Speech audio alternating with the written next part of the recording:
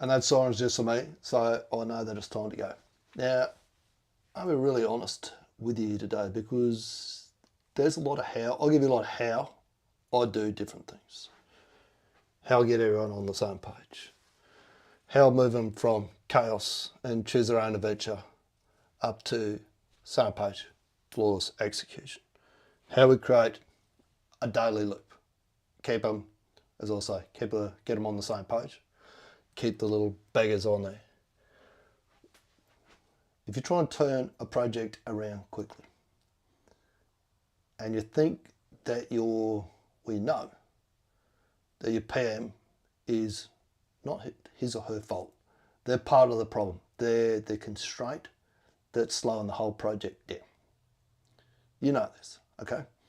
The reason, it's not that they're not smart and they don't know how to turn the project around. They're the wrong who. Who that can do this. This is a very particular skill set. Kicking a project off and getting it to really take off, or turning one around.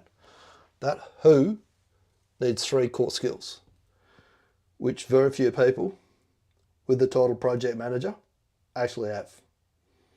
In fact, I go so far as to say I only know a handful that would generally have those 3 skills. I'm going to show you what those 3 skills are today. And as usual, of course, we're going to step through the ORCA process, which is the most powerful process as part of our flywheel that gets, once our project starts turning around, makes it take off. Before we do that, another Beanie. I'll also tell you about why your obsession with speed is killing your flow and actually slowing your project down. The system works the best when it's at 80%, and this is a really bitter pill for a lot of people to swallow. You don't want to be going at what you perceive as fast as possible. You want everyone to be moving at the same speed. We have an obsession with speed. If we had the same obsession with flow that we do with speed, we'd deliver all of our projects. No dramas at all. If we had the same obsession with flow that we do with speed, we would deliver all of our projects. And I said no dramas at all. There'll still be dramas. There always will be dramas. That's the one thing that's guaranteed. If you like this video and decide that you want to reach out, that up there is QR code. It goes to a little app called Carbon Voice, which is basically a modern day walkie-talkie. You can ask a question, leave a message. You might even want to answer this question right here, which I will stretch out. Why is that so? Let's see if we can make this look a little bit better. What the hell have we got here? Let's see if we can make that a little bit smaller so we can actually get on the screen and read it. AGMs and GMs only. Where's your PM currently acting as the alignment layer between ops and delivery? I look at the project as in we've got 3 things that we need to get on the same page.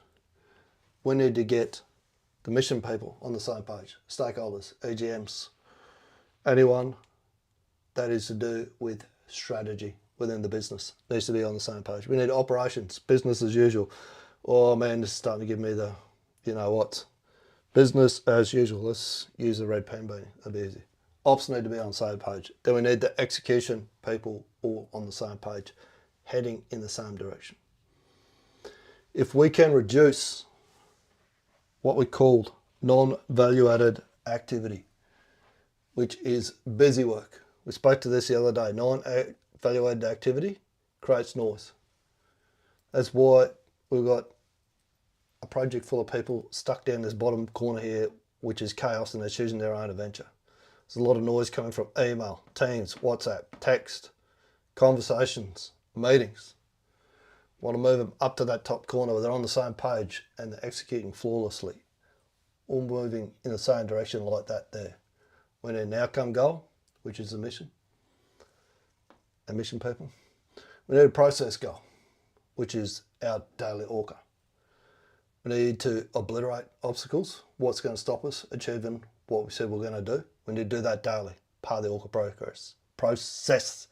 We need a rate of progress, which is why I tick off up here every time that I do another ORCA. 66 of 90 we are today. And we need to make sure our values are in alignment. Otherwise, these goals will never ever stick. The values that we use, we steal from the All Blacks. What the All Blacks can teach us about the business of life, which is better people make better All Blacks. So better people make better construction project people. Alright, 10% of our activity is what's known as value-added activity, drives our results. 9% of it is non-value-added activity. Waste of time, all this stuff that's going on down in this corner here.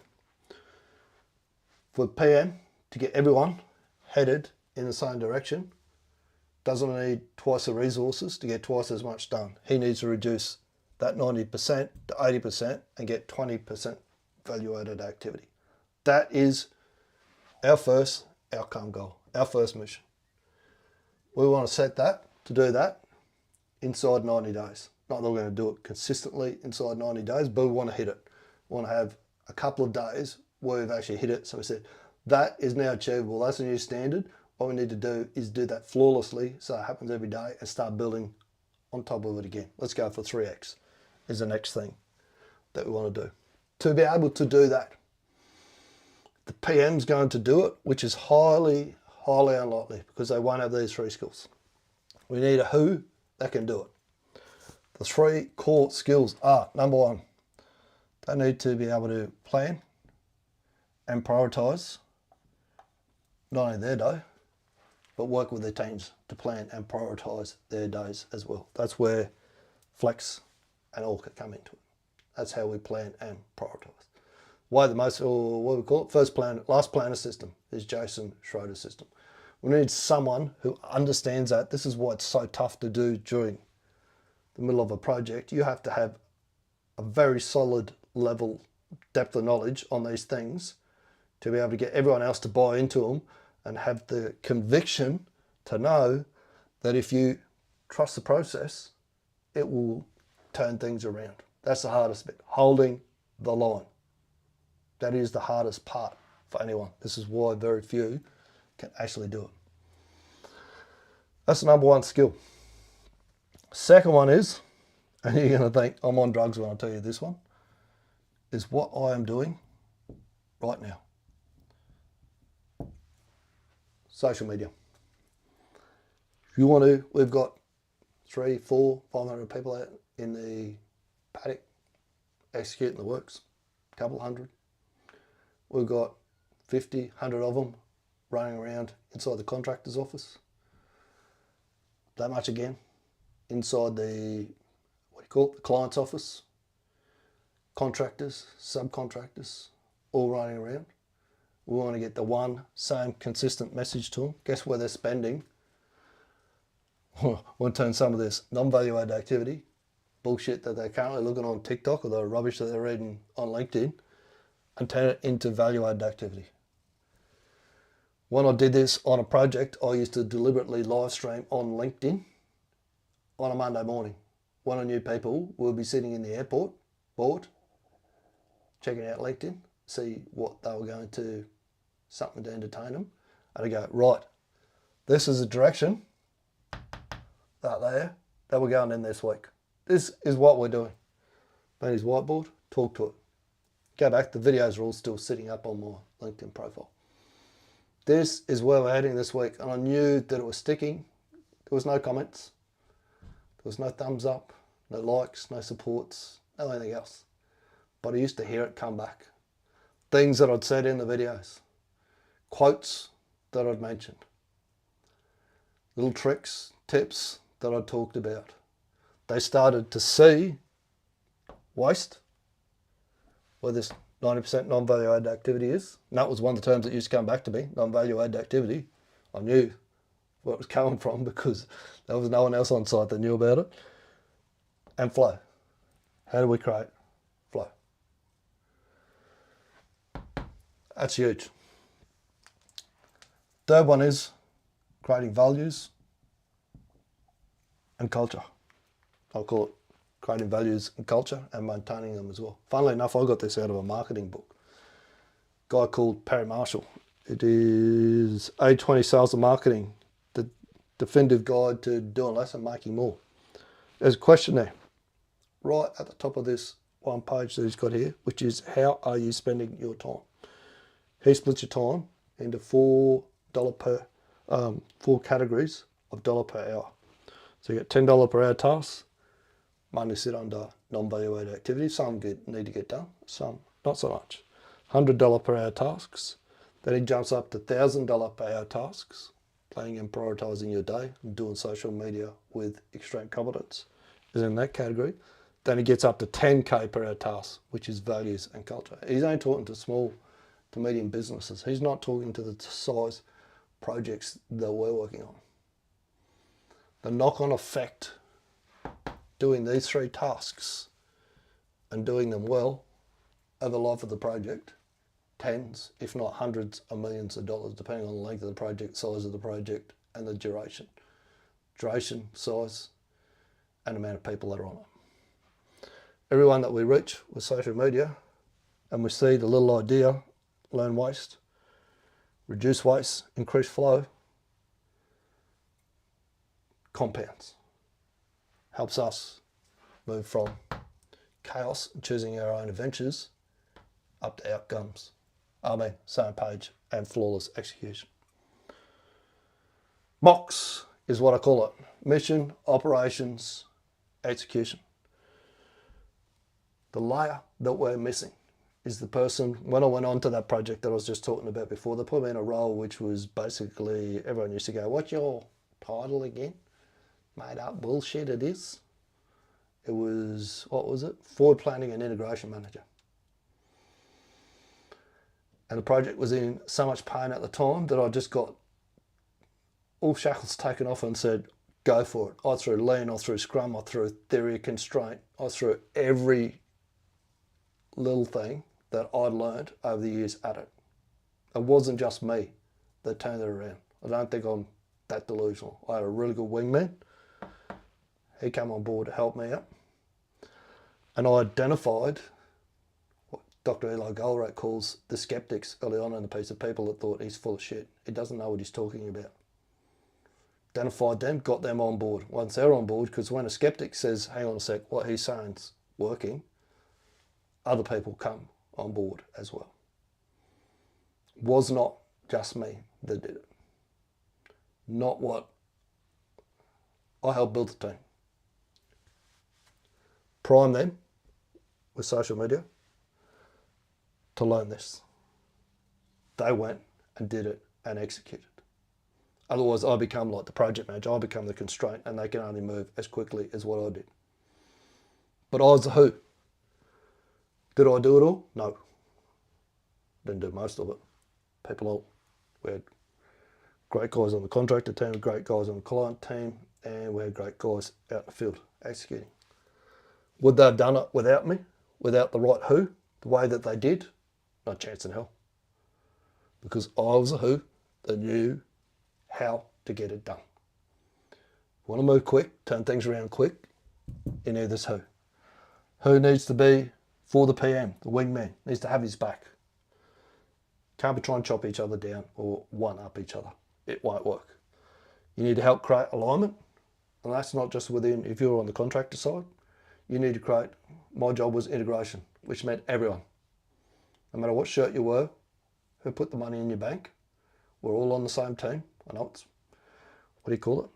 Corny or whatever it is, but we all need to go in that direction like that.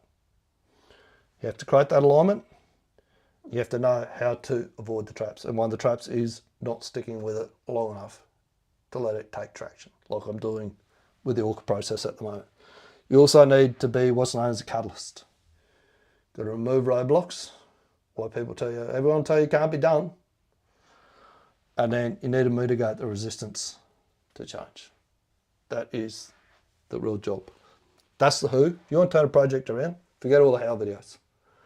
Fuck the lot off right now. Find a who that has those 3 core skills. Plan and prioritise. Ask them what their process is for planning and prioritising. They must be able to use social media to be able to reach everyone, so they're reaching them outside of work hours, so we're getting some leverage and impact on this. And they must know how to build values and culture, which is setting standards and maintaining them. Right, let's talk about setting standards and maintaining them. It is time to run our ORCA process. New shift. It is Tuesday, the 27th of January, 2026. If you haven't seen this process run before, I use the AI to do it. It's called ORCA, so it's objective. What was the mission that we set out to achieve yesterday? What were the results? Did we do them or did we not do them? No arguing, no going backwards and forwards. Then we get into causes. Okay, what actually caused that to happen? At this point, the whole room for the whole meeting is nameless and rankless. We're not blaming anyone here. We're getting to the root causes. What went wrong, so we can put actions in place to make sure next mission is more flawless than the mission before.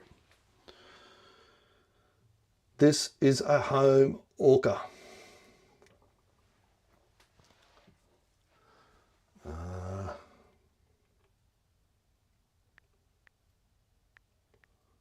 He'll come back and ask me because I haven't spelled it right. Come ask me. In a home ORCA? No, he's not going to. He'll winch. You'll watch because I didn't say home ORCA. Be precise. If you want me to be precise, how about you go and talk to your old mate who does ChatGPT and get him to do something to the voice to text transcription. It's a home ORCA. I say it every day. You should be getting better. It should be getting better at transcribing this. What's his name?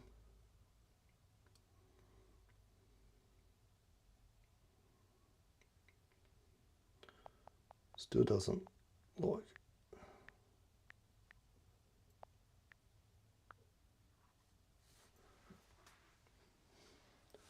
So you got to say about that. Like arguing with the GPT sometimes. My missus gets up me. What are you arguing with that thing for? Can't understand you. Yeah, it does. Home ORCA recorded. Pre-step live daily check. The daily live happened today. Daily live is currently in process. Oh man. Task validation. 3 must-do tasks. Verify full kit. Yes, write a physical Kanban ticket for starting writing. Yeah, I did write the Kanban ticket. Thought I didn't do that. On the daily live. All 3 tasks were completed.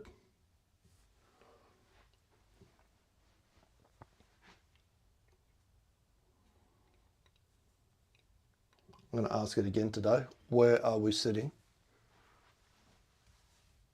when we say how automatic is this? State 1 objective. What was today's one objective?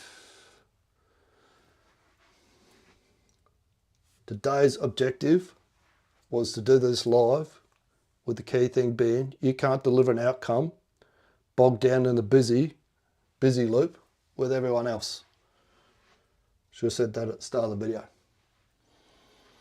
PM can't deliver this outcome, doubling that, if he's bogged down in the day-to-day busyness that everyone else is stuck in. Was the objective achieved? Yes, the objective is achieved.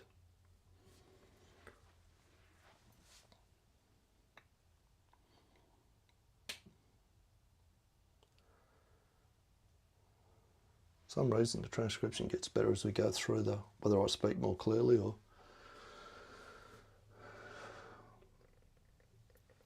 plan my day before I started. Decisions are very clear, given that I have a Masogi, one priority, one what I call primary objective, and then secondaries. The primary always gets the attention first. Constraints removed is I've just about got the next GPT trained for writing my posts. Wingman used, I use Wingman for post writing. I use wingman for thinking time, I use a wingman for ORCA, and I also use a wingman for flex.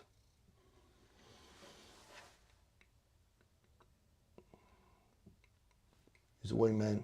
I'm thinking about creating one to step me through this. Actually, we might do that tomorrow. Start looking at one that runs me through the life. Actions for tomorrow. Before seeing tasks, confirm the calendar branch. Tomorrow is a weekday.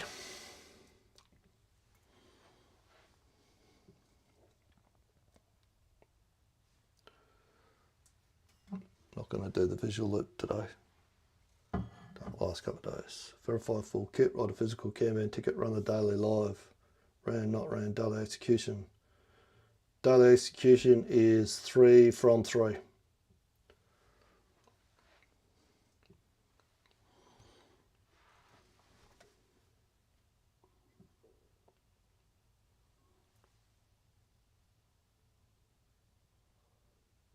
No, not today.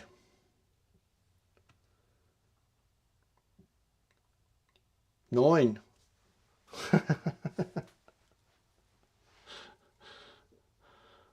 don't know how the hell he got 9 out of that, but anyway, 65, 60, I was sure it was 66. I have to double check that.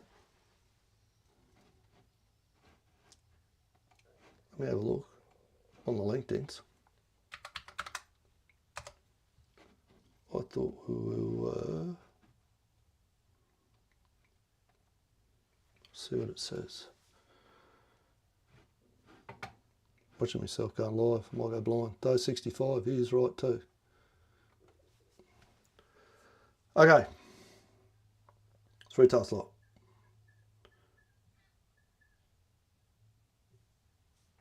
I'm sure we've skipped a step.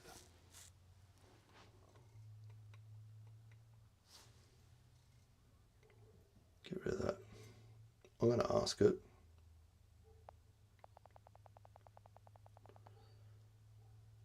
Okay, so I asked this question probably about 8 or 9 days ago.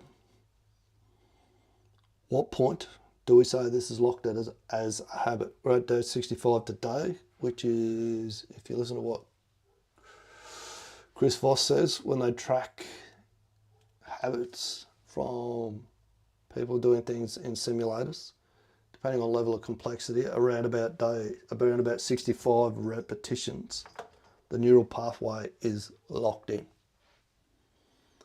How close are we? And what are the warning signs? If we're not quite there yet, what are the warning signs that are telling us that we're not quite locked in yet?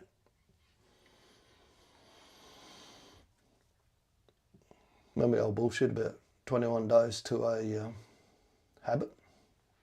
Know where that come from? Bang it in the comments if you know where it come from. Tell me how we arrived at the situation where we believed for a long time, much like we believe SMART goals are actually backed on, built on research or something, and they're not. That was yesterday's video. Tell me where the 21 days thing come from. Good question. You're asking at exactly the right moment, not early. Here's a clean, non-motivational read. Short answer, you're very close but not fully locked. You're in the handoff zone between deliberate habit and default behavior. Think 90 to 95% automatic, not 100%. The last 5 to 10% is what separates I do this every day from I would feel weird not to do this.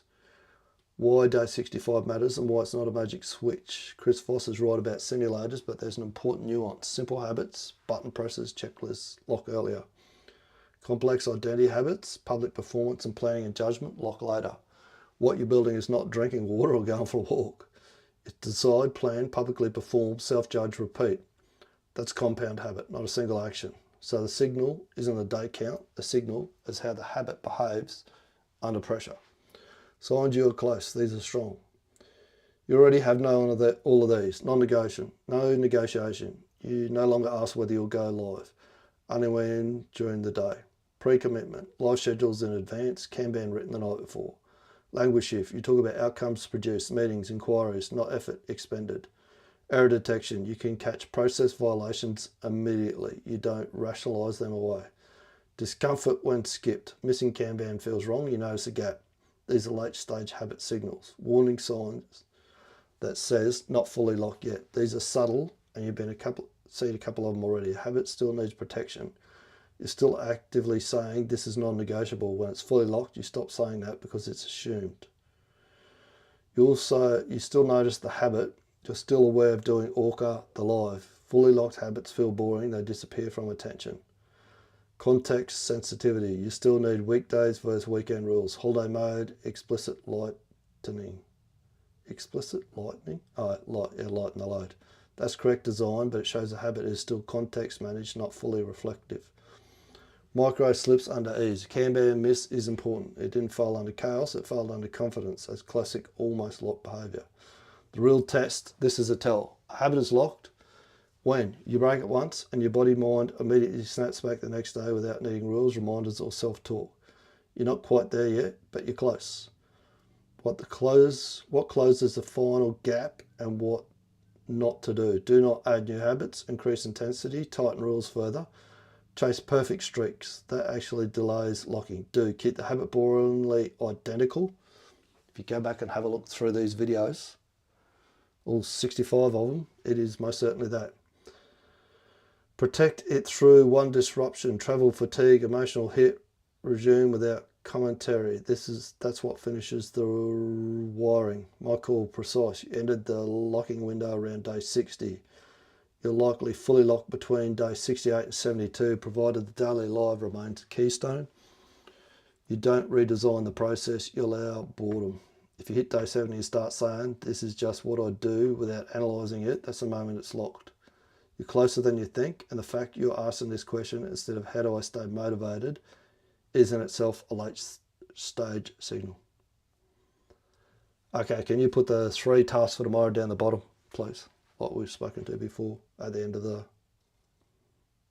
when we close. All right. Take it, use it, make a great week, answer that question. On which one? Yeah, up in the corner there, you can see a little QR code. Reach out by Carbon Voice and leave me a message. This is the PM's #1 job. This is a big one, and I've asked a project executive that I respected a lot what the answer to this one is, but I'm going to ask you. When you think about the real objective of a project manager, going back to that loop, what is their actual mission? So that we can bring it home for the listeners. Okay, so the actual mission is, I'd go back to the book by Patrick Lencioni, 5 Dysfunctions of a Team, and a quote in there that says, if you could get all of the people in an organisation rowing in the same direction, you could dominate any industry, any market, under any conditions, at any time. If you could get everyone, the PM's job is to get everyone headed in the same direction. If you could do that, you'll build any project under any circumstances, ever gets thrown at you at any time. That's my opinion. In my opinion, that is his #1 job. I love that, and kudos to you for pronouncing his name right. I always get that wrong.